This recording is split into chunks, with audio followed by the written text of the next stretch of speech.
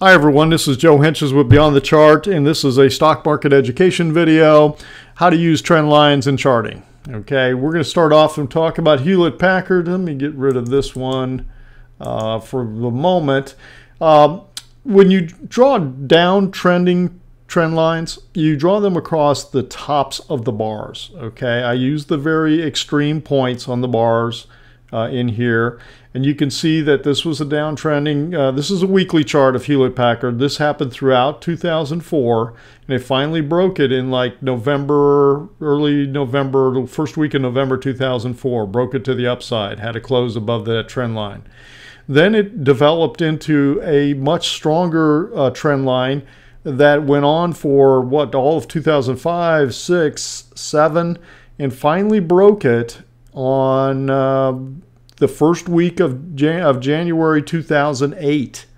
Okay, so this market was in a very strong, and the trend lines are stronger the more touch points you have. So you had one here, you had one here, here and here, down in here. So this is a very strong upward trend line on Hewlett-Packard, and when it broke it, it pulled back, then chopped sideways for several months, and then collapsed down again in this sell-off into 2008 into early 2009.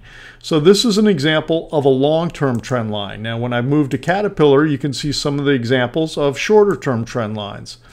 And the steeper the trend line, the less powerful it is when it's broken. Okay, it's less of an impact.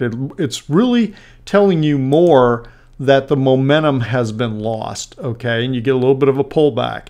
The closer you get to a 45-degree angle and smaller angle, the more powerful the trend line is, or the flatter, let's say, that angle becomes, the more powerful it's going to be. Let's see if I can have an example in here. Now, here's some trend lines drawing a triangle. This is has a horizontal top. It's kind of broadening, but it's a ascending triangle, but it's a broadening type ascending triangle. Now here is a trend line that occurs starting here, and it hits this point here, and it comes up through here. It's almost exactly a 45-degree angle in terms of the angle of that trend line. Pretty powerful. When it was broken, it was kind of a signal that, okay, this thing has really lost momentum, but you don't know, is it just going to go sideways or what? So you start to draw other trend lines in here, and with each little peak and then, you know, sell off and then rally, you draw another trend line, and eventually the flatter you get in terms of the trend line, the more powerful eventually you get when it breaks and it comes on out of it.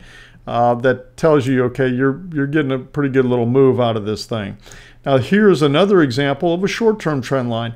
You're constantly drawing trend lines, and this is a great thing to do. It's a powerful tool, and a lot of times people forget to do this. They get so enamored with indicators and all of that, and I'm not saying you shouldn't use indicators. You should, but trend lines are a very powerful tool to help tell you a little bit more about when momentum is breaking. Okay, now here's a great example. Here's 3 points, and then this broke down through the day. It was kind of a warning sign intraday that it was breaking, but then you got the close below the trend line, and it then sold off for several days in a row. Okay, it's a great example. Another characteristic of trend lines, the last thing I'll mention, is this is a chart of Apple, and this is a daily chart, and you can see this was a large wedge that was forming. And it broke this trend line in here, and it kind of went sideways, started to sell off, and it pulled right back up to this trend line. This is another classic move that happens in trend lines. It's called the kiss goodbye. It comes back up and kisses that trend line, and then turns around and then sells off. Okay, so that's another classic thing that happens with trend lines. I think that's about it for now. We'll talk about fan lines specifically in another video, and talk about channels in another video. This has been Joe for Beyond the Chart. Hope that helps. Talk to you soon.